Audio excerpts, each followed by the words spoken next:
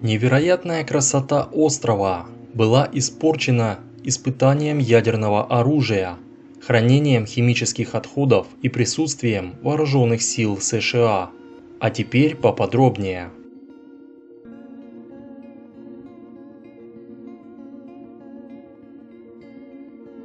Атолл Джонстон в данный момент является владением США в виде так называемого корпоративного владения, которое подчиняется Министерству внутренних дел США и пребывающее в оперативном управлении вооруженных сил США. Ранее на островах располагались ангары и объекты системы удаления химических веществ, которые в настоящее время частично демонтированы. Первым обнаружением атолла европейцами было 2 сентября 1796 года, когда американский бриг Салли случайно сел на мель на мелководье вблизи острова. В 1858 году Уильям Паркер Райан на зафрахтованной шхуне «Палестина» отправились на поиск атолла Джонстон. К тому времени на Джонстон претендовали Соединенные Штаты и Королевство Гавайи. В июне 1858 года Сэмюэль Аллен на спортивном паруснике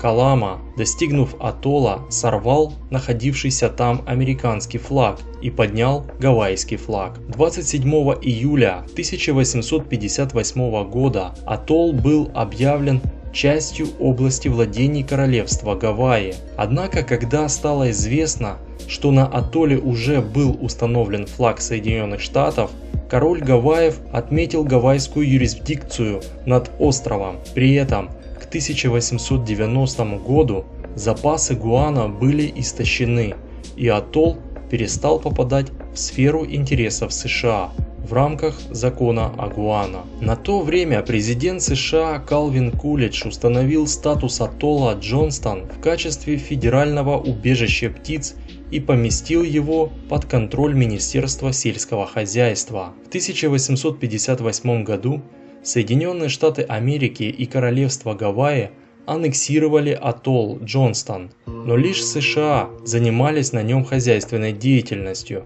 разрабатывали залежи гуано вплоть до конца 80-х годов 19-го столетия. В 1926 году острова Джонстон и Сэнд были объявлены природной резервацией. В 1934 году на атолле появилась военная база военно-морского флота США, а впоследствии в 1948 году там расположились военно-воздушные силы США. В 1950 по 1960 годы в пространстве над атоллом производились высотные ядерные испытания. В частности, 9 июля 1962 года в рамках эксперимента Starfish Prime был осуществлен ядерный взрыв на высоте 400 километров. До конца 2000 года атолл использовался для хранения и захоронения химического оружия. В настоящее время уничтожение химического оружия прекращено. Что касается населения, то в прошлом на атолле в среднем присутствовали 1100 человек военно-гражданского персонала. По данным на сентябрь 2001 года население атолла значительно уменьшилось после того,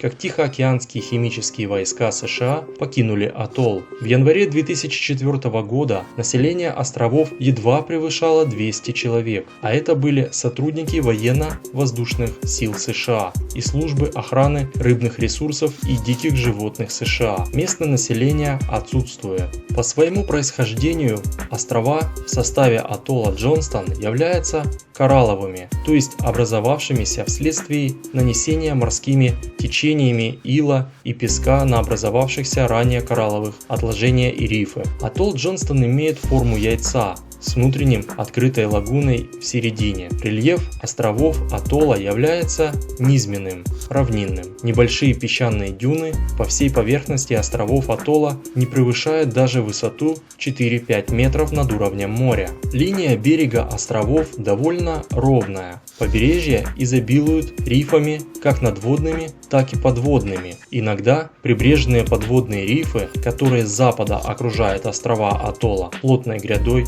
достаточно усложняют подход к берегу судов с низкой осадкой. Также стоит отметить, что естественных источников пресной воды на островах атолла Джонстон нет. Что касается экономики атолла, то Джонстон управляется из Гонолулу, а это уже Гавайи, командованием Тихоокеанских военно-воздушных сил, руководством базы военно-воздушных сил Хикем и управлением по охране животных и растительных ресурсов США. На атолле действует законодательная система США. Используется флаг США. В статистических целях атолл относят к группе внешних малых островов США. У атолла также при этом всем имеется свой флаг. Хозяйственная деятельность ограничена обеспечением военных служб США и контрактного гражданского персонала, расположенного на острове. Все продовольственные и промышленные товары завозные. Действует порт остров Джонстон. Аэропорт со взлетной полосой длиной около 3 километров с твердым покрытием. Что касается туризма, то перспектив для туризма на островах атолла Джонстон в настоящее время практически нет. Территория островов продолжает оставаться закрытой для всеобщего посещения, как военный объект армии США. К тому же ядерные испытания в районе острова Джонстон и хоть и незначительное, но все же радиоактивное заражение почв будет отталкивать обывателей от посещения этих мест еще очень долгое время. Спасибо за просмотр, оставляйте комментарии, ставьте лайк, делитесь видео, подписывайтесь на канал. Всем пока!